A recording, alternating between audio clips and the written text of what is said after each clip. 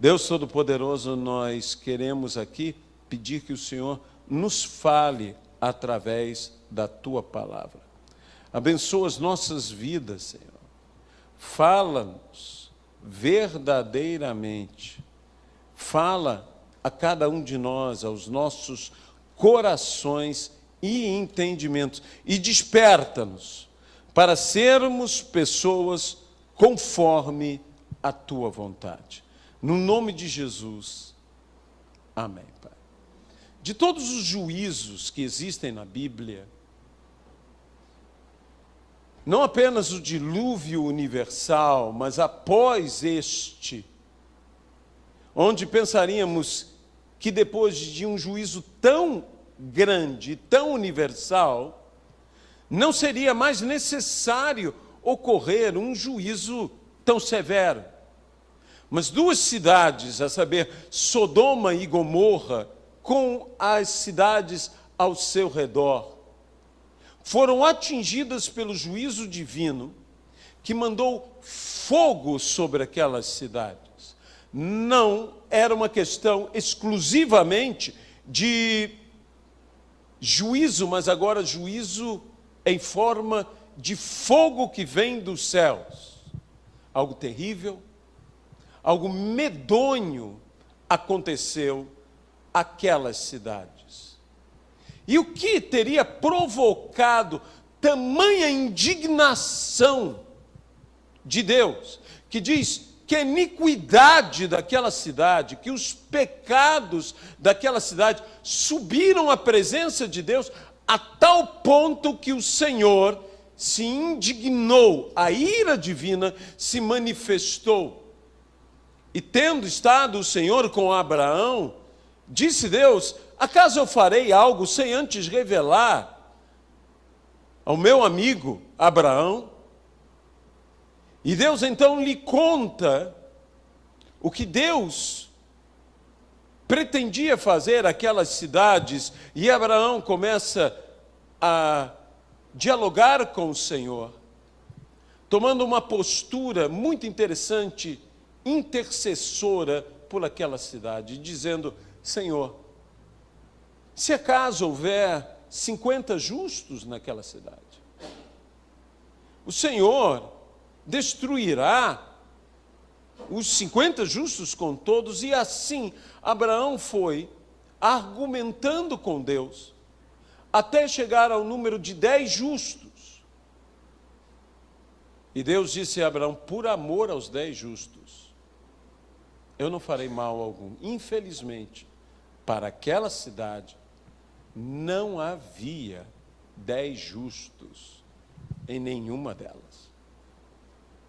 De modo que o juízo chegou, mas a pergunta continua: que comportamento tão terrível era este de Sodoma e Gomorra, da iniquidade de Sodoma e Gomorra, para que provocasse tamanha ira divina contra eles?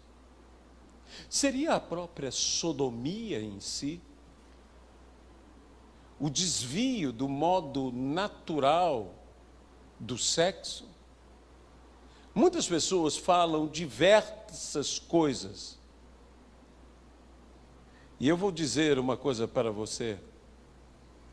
A verdadeira sodomia, ou o comportamento de alguém de Sodoma, vai além de um desvio sexual. E não querendo escandalizar a ninguém, eu direi: este não foi o pecado, não dizendo que isso não é pecado, mas este não foi o pecado pelo qual estas cidades foram condenadas, embora praticassem este pecado e outros pecados. Mas houve um pecado que levantou a ira divina. E aonde nós encontraremos, biblicamente, se referindo a isto? E, meus irmãos, venha comigo ao livro do profeta Ezequiel. no capítulo de número 16. Versículo 48. Falando a respeito de Samaria, o Senhor diz, de 48 a 50. Tão certo como eu vivo, diz o Senhor Deus, não fez Sodoma, tua irmã, ela e suas filhas, como tu fizeste, e também as tuas filhas? Eis que esta foi a iniquidade de Sodoma, tua irmã. E qual foi? Soberba, fartura de pão e próspera tranquilidade teve ela e suas filhas. Agora preste atenção. Mas nunca amparou o pobre e o necessitado. Foram arrogantes e fizeram abominações diante de mim, pelo que, em vendo isto, as removi dali. Soberba, fartura de pão, próspera tranquilidade teve esta cidade, mas nunca amparou o pobre e o necessitado. Sodoma foi a capital mundial do egoísmo. Isto foi Sodoma. Viveu a sua soberba, a sua prosperidade, a sua tranquilidade, a sua fartura, mas nunca olhou, nunca estendeu a mão para atender, para socorrer o pobre e o necessitado. Meus irmãos, foi esse espírito, essa postura de coração que conseguiu provocar uma ira em Deus. O egoísmo humano. A indiferença humana diante da pobreza e da necessidade de seus semelhantes. Nós, às vezes, pensamos em outros pecados, que para nós são muito mais graves, ou muito mais chocantes, assassinatos, perversões, mas saiba que ter ao seu alcance ajudar a outros e não ajudar é o pecado de Sodoma, é a iniquidade de Sodoma. Quando você vai ao Novo Testamento e observa as palavras de Jesus falando sobre aquele terrível dia, o dia do juízo, o juízo eterno, e que são destinados nada mais, nada menos ao mesmo tipo de juízo que consumiu Sodoma e Gomorra, a saber, fogo. E Jesus disse: apartai-vos de mim, malditos. Apartai-vos de mim, malditos, para o fogo eterno, preparado para o diabo e os seus anjos. Por quê? Porque eu tive fome e não me destes de comer. Eu tive sede e não me destes de beber. Eu estava nu e não me vestistes. Eu era enfermo e não me visitastes. Eu era forasteiro e não me recebestes. Eu estive preso e não foste ver-me. São atos de bondade humana que não foram executados pelo egoísmo humano, por estar alheio ao sofrimento de seu semelhante. A Bíblia diz: quando foi, Senhor, que te vimos de tal maneira que não te atendemos? Quando deixastes de fazer a um destes. E geralmente, meus irmãos, nós deixamos de fazer por um comodismo qualquer. O que a Bíblia mostra aqui é que estava ao alcance de Sodoma e Gomorra. Essas atitudes são terríveis. São atitudes que provocam muito mais a ira de Deus do que pecados grosseiros, que nós normalmente nos indignamos mais com eles. Mas Deus se indigna mais com estes. Edom, quando Judá foi castigado pelo Senhor, se pôs no caminho e nem tão somente ajudou, mas ainda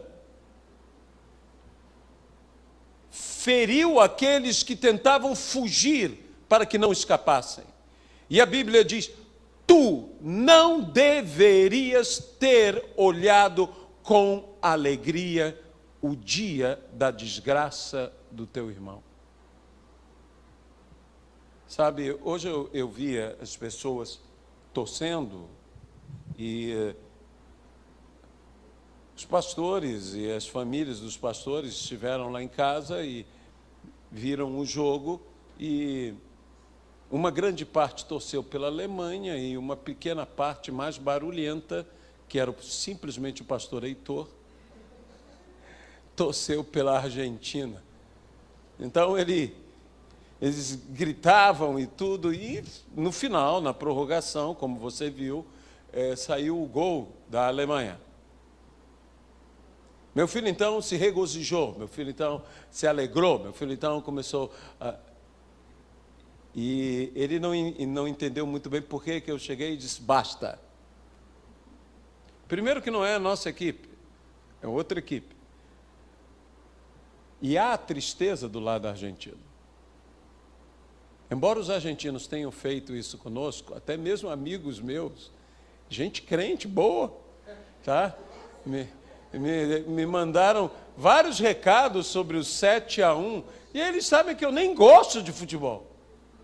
Me mandaram vários, mas tu não deverias de se regozijar no dia da tristeza do teu irmão. Nós não podemos ter uma postura na nossa vida de nos alegrar porque os outros estão tristes.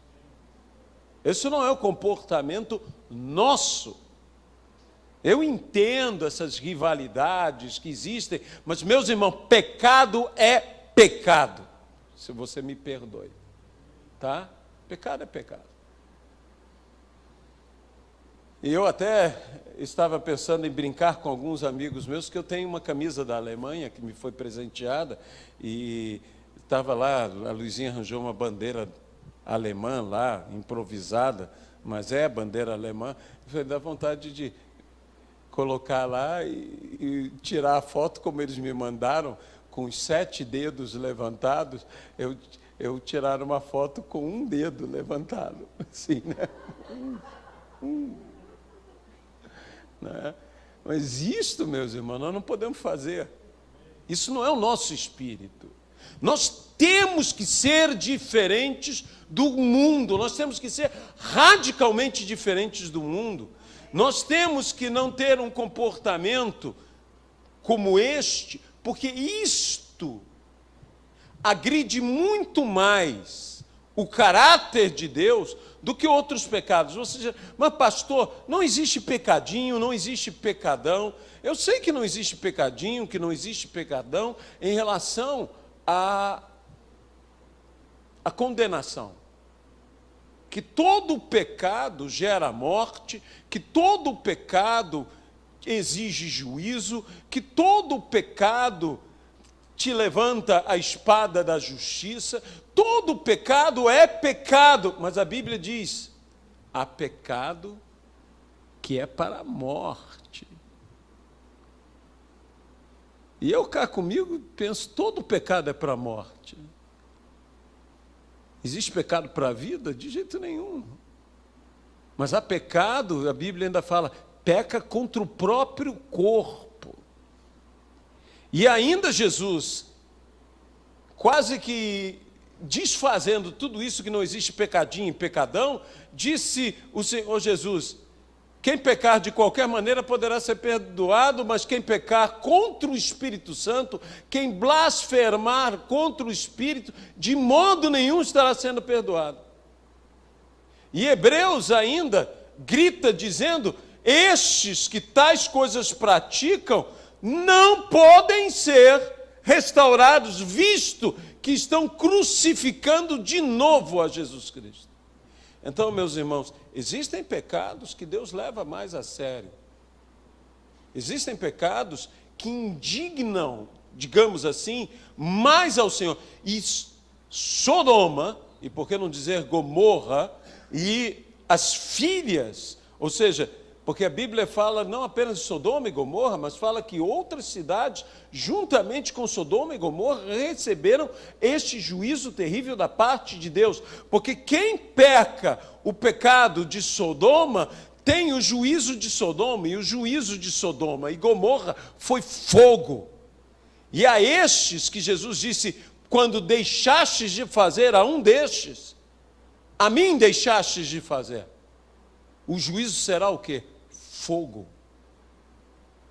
Esses são os verdadeiros cidadãos de Sodoma.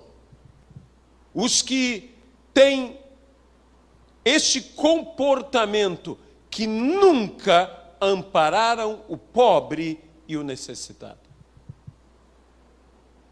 Meus irmãos, há uma igreja em Apocalipse, a igreja de Laodiceia, é a igreja rica, é a igreja próspera, é a igreja, eu diria, tranquila, se nós pudéssemos dizer isso num momento difícil, como a igreja estava vivendo.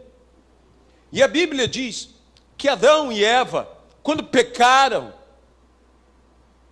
perceberam, seus olhos foram abertos e perceberam que estavam nus. A expressão ter olhos abertos não quer dizer que eles não percebessem a nudez física. Mas ter olhos abertos é ter um entendimento, é ter uma revelação, é ter uma compreensão. Seus olhos foram abertos e viram finalmente. Viram que estavam nus, não antes de ouvir a voz de Deus os chamando. Então não é uma questão sexual, como alguns colocam aí, não é uma questão de pudores, como outros também colocam, há algo muito maior, e é o que está dito aqui a respeito dessa igreja de Laodiceia, que diz, tu dizes, versículo 17 do capítulo de número 3 de Apocalipse, tu dizes, estou rico e abastado, e não preciso de coisa alguma. Soberbo, abundante, próspero, tranquilo. Muito semelhante, não é? E veja, e nem sabes, ou seja, não tem os olhos abertos, e nem sabes que tu és infeliz, sim, miserável, pobre e cego, por isso que não vê, porque é cego. E veja como termina, e nu. Por ser cego, não é que não perceba, é que não vê a sua própria nudez. É que não enxerga E, meus irmãos, Laodiceia é uma igreja que perdeu o entendimento até do Evangelho da Graça. Porque o Senhor, para falar com esta igreja, tem que usar uma linguagem que a igreja possa compreender. Uma igreja que deixou de ser hospitaleira a tal ponto que nem o Senhor recebe. Pois o Senhor está do lado de fora, pedindo para entrar. E a Bíblia diz, quando deixastes de fazer a um destes, a mim deixaste. Jesus está do lado de fora dessa igreja, e para falar com essa igreja, ele diz, aconselho que de mim compres ouro refinado pelo fogo, para enriqueceres, vestiduras brancas para te vestires, a fim de que não seja manifesta a vergonha da tua nudez, e colírio para ungires os olhos, a fim de que vejas. O Senhor Jesus necessita falar de uma maneira que essa igreja compreenda, e essa igreja só entende agora o linguajar do comércio, do comprar. Tudo é comprado, tudo tem um preço, mas a salvação é a graça.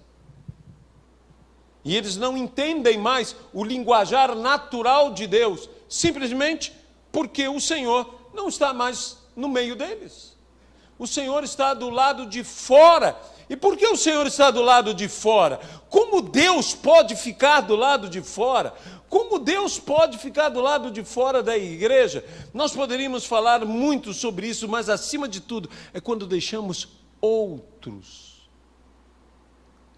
Quando deixaste de fazer a um destes, a mim deixaste de fazer.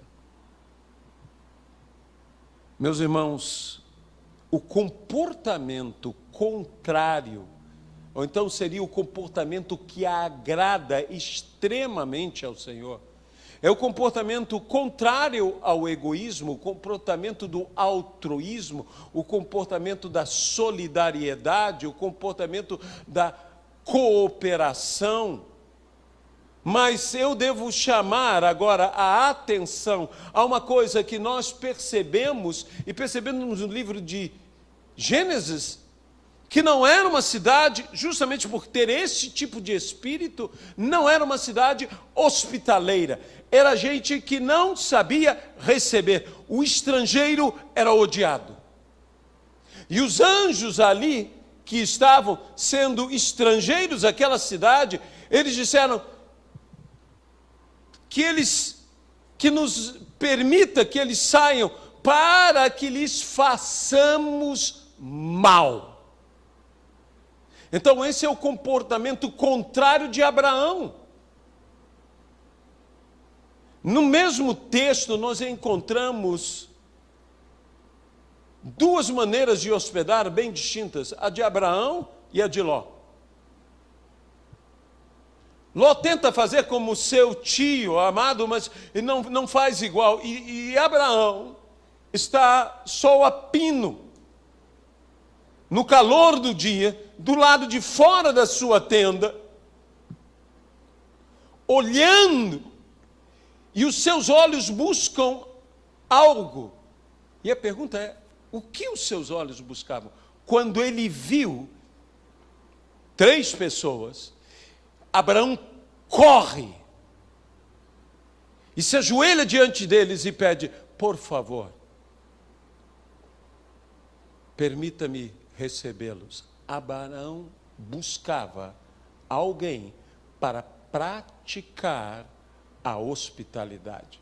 Meus irmãos, quando nós vamos ao Novo Testamento, notamos que um dos principais ou primeiros atributos do homem de Deus para dirigir a igreja, um bispo, ele é hospitaleiro. Hospitaleiro, biblicamente, é saber receber e saber despedir. Quem recebe bem uma pessoa, quem é hospitaleiro, quem pratica a hospitalidade, não apenas recebe bem uma pessoa, ele envia essa pessoa quando ela continua o seu caminho. ele despede essa pessoa bem. Ele fornece a essa pessoa o que ela necessita. E eu estou pedindo a Deus que nos dê, como igreja e como indivíduos, o caráter de sermos hospitaleiros. Porque diz, muitos vão hospedar sem saber até anjos. E eu gostaria de, quando nós chegássemos no céu, alguns anjos viessem, adorei estar em sua casa. Foi um privilégio. E você diz, mas quando eu te recebi? Quando eu fiz isto? Meus irmãos, muitos receberão anjos sem o saber. Nós queremos e nós faremos isso. Todos que nos forem enviados, nós receberemos como se estivéssemos recebendo Jesus. Essa é a maneira que Jesus deseja de nós como igreja, mas também a atitude que nós devemos ter uns para com os outros, em nossas casas, em nossos lares. Quando você recebe uma visitação, isto também é tocar em Deus. Não apenas com as suas orações, não apenas com os seus jejuns, mas com a atitude. O que nós fizemos hoje aqui de honrar a vida deste homem, do pastor Wilson Santos, o que nós fizemos aqui, fizemos simplesmente o cumprimento de uma vontade divina. Deus deseja honrar as pessoas, e nós devemos saber honrar as pessoas. Eu me lembro muito bem de uma vez, quando eu conheci o apóstolo Léo. Engraçado que muitas pessoas que me conhecem, porque quando me conhecem a primeira vez, geralmente estamos num ambiente que não é o nosso ambiente, e eu sou muito reservado em ambientes em que eu sei que nós estamos sendo não só observados.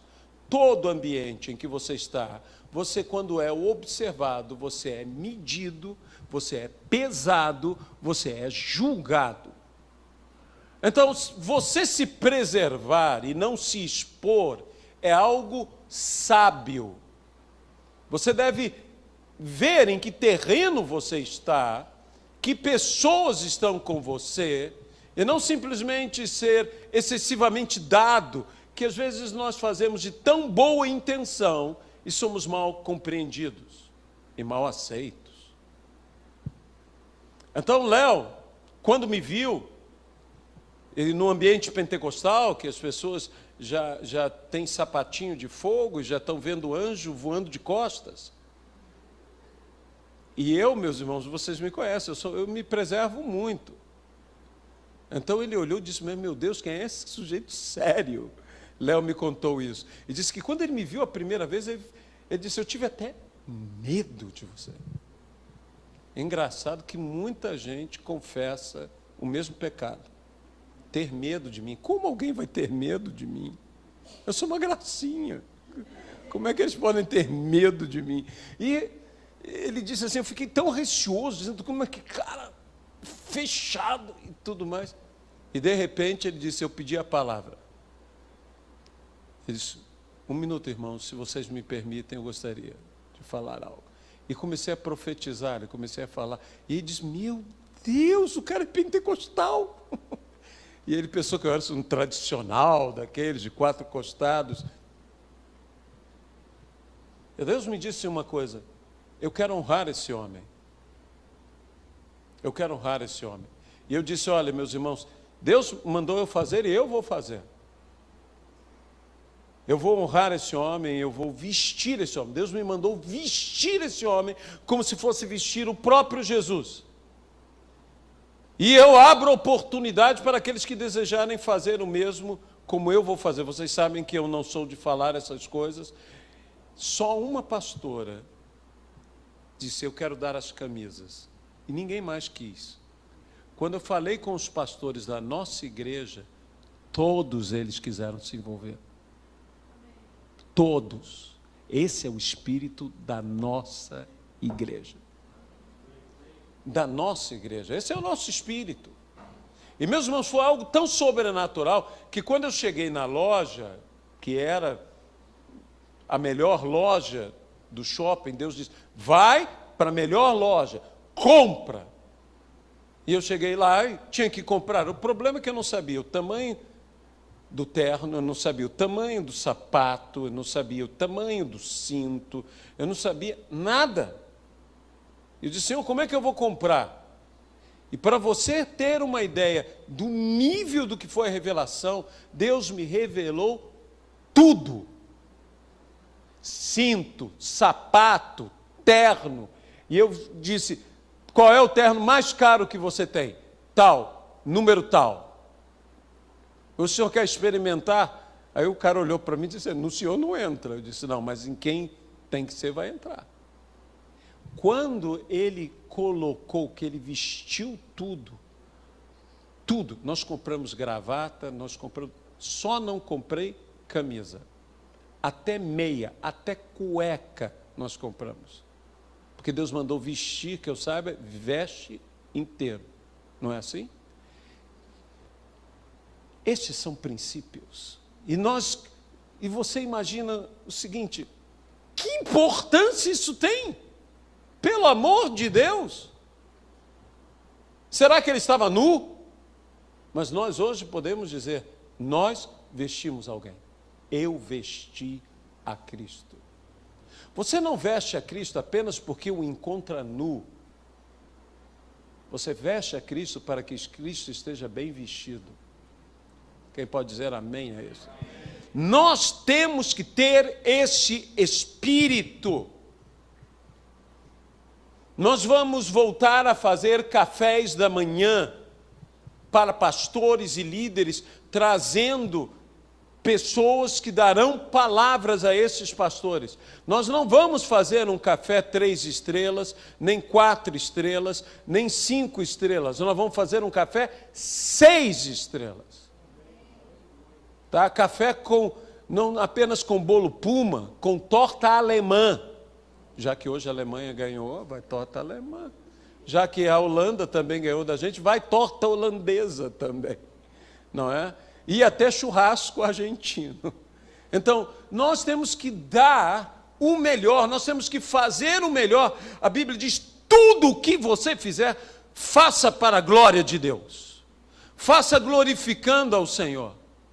Meus irmãos, nós temos como igreja um ministério, nós temos que trazer as melhores palavras, a melhor unção, nós também temos que ter a melhor palavra, a melhor unção para dar, mas nós não podemos, olha, Deus vai nos abençoar, Deus vai abençoar a sua vida, prepare-se para ser próspero, e alguns preparem-se para serem ricos. E quando você for rico, lembre-se de mim no Natal.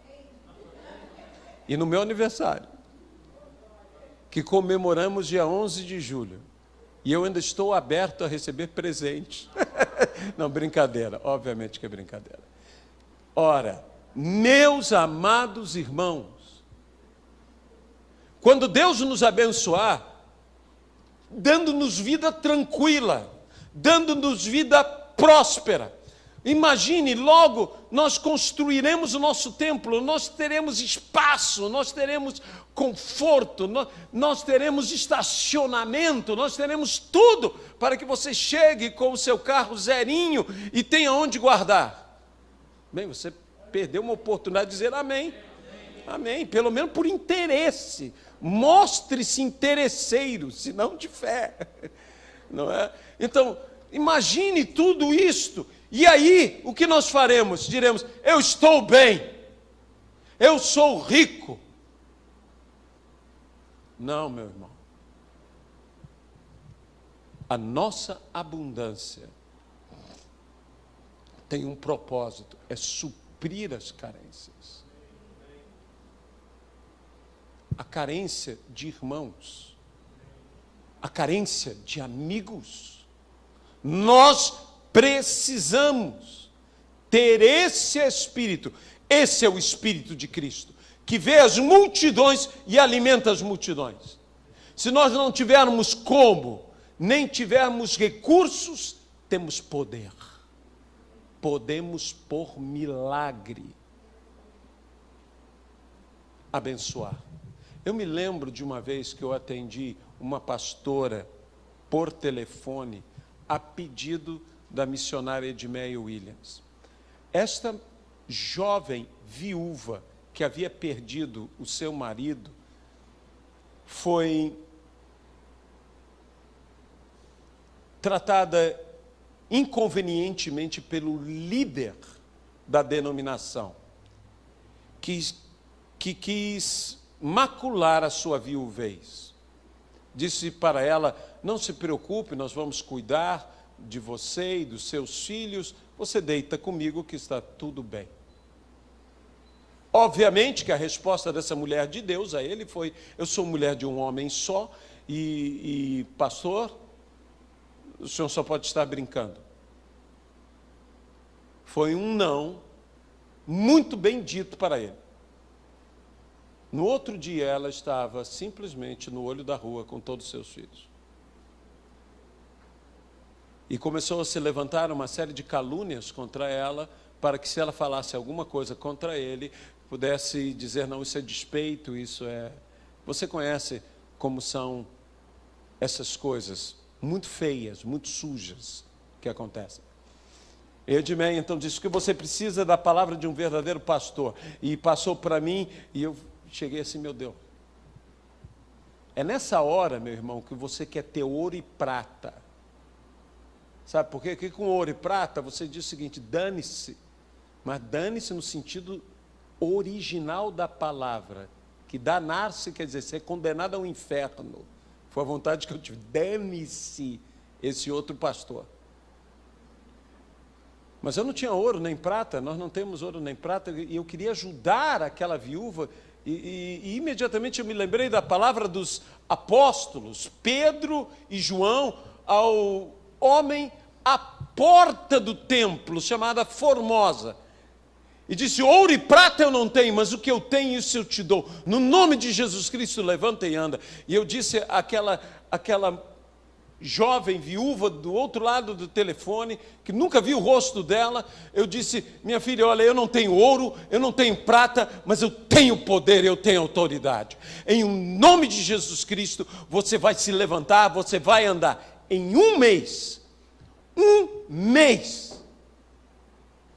ela não só estava com toda a sua situação regularizada nos Estados Unidos, se houvesse algo faltando, ela estava com tudo pronto, foi contratada pelo governo americano com um alto salário e já estava comprando sua casa própria. Um mês! Um mês! Quem pode fazer uma coisa dessa? Eu só conheço um. Ele fez. Ele realizou. Ele tomou o direito do órfão, ele tomou o direito da viúva e ele fez esta obra. Mas, meus irmãos, existe uma Sodoma e uma Gomorra dentro da igreja. Existe gente que está muito bem, obrigado, e que Deus me perdoe. Eu não tenho nada contra o ministério ser próspero. Quero que todos sejamos prósperos. Até ricos, se Deus permitir, mas é para atender a outros e não somente para ter para si. Por isso que Deus nos deu um espírito como o de Cristo, hospitaleiro. Cristo disse: na casa do meu Pai há muitos lugares. Se não houvesse, eu diria: eu vou preparar-vos lugar. Jesus é hospitaleiro. Ele tem sempre lugar para nós. E nós temos que ter esse mesmo espírito em nossas vidas. Deus Todo-Poderoso, nós entregamos esta palavra e te pedimos: longe de nós o egoísmo e a falta de hospitalidade, como foi com Sodoma e Gomorra. Longe de nós a iniquidade de não assistir ao pobre e ao necessitado. Que não venha sobre nós o juízo destas coisas. Liberta-nos, Senhor. E nós intercedemos pela igreja como um todo, para que se conscientize e seja abençoada. Senhor, abençoe-nos. E abençoe-nos verdadeiramente. Não nos abençoe pouco. Nos abençoe muito como indivíduos e como igreja, como ministério. Mas que a nossa abundância possa servir para atender a carência dos que nada têm. Dá-nos um espírito com um coração semelhante a de Abraão, que buscava alguém para praticar a hospitalidade. Não somos tolos e não seremos nécios, enganados por aqueles que se aproveitam de uma bondade. Mas dá-nos a bondade com sabedoria. Nós te pedimos, e nós oramos, e te pedimos hoje que o Senhor nos dê esse espírito que agrada a Deus, para fazermos a tua obra e para vivermos uma vida que toque no coração de Deus. Abençoe-nos aqui, Senhor.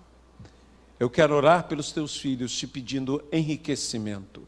Eu quero orar pelos teus filhos, te pedindo prosperidade. Que eles sejam bem-sucedidos em seus trabalhos, sejam bem-sucedidos em seus negócios, que eles tenham abundância, que eles tenham recursos, que tenham sua casa própria, que tenham seus meios de locomoção, que tenham seu carrinho bom, novo. Nós abençoamos a todos, mas que o nosso conforto não se torne uma venda para os nossos olhos. É o que nós te pedimos, ó Pai, no nome de Jesus. Leva-nos agora em paz, leva-nos agora em segurança, de volta aos nossos lares. Livra-nos de todo e qualquer mal. Que a graça do Senhor Jesus Cristo, que o amor de Deus Pai e a comunhão no Espírito Santo sejam com todos e com todo o povo de Deus, hoje e para sempre.